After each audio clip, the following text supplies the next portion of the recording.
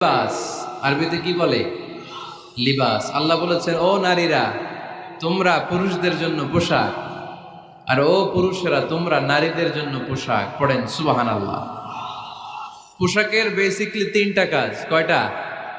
কেউ কথা কয় না, আরো জোরে বলেন কয়টা? এখন আওয়াজ আসলো কোত্থেকে?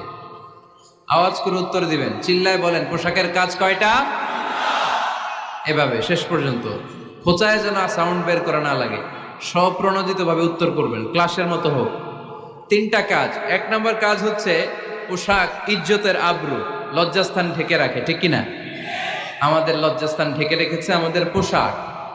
ঠিক তেমনি স্বামী তার স্ত্রীর ইজ্জত হেফাজত করে, স্ত্রী তার স্বামীর ইজ্জত হেফাজত করে, স্বামী তার স্ত্রীর চরিত্র হেফাজত করে, আর স্ত্রী তার স্বামীর চরিত্র হেফাজত করে। এজন্য আল্লাহ একে অপরের উদাহরণ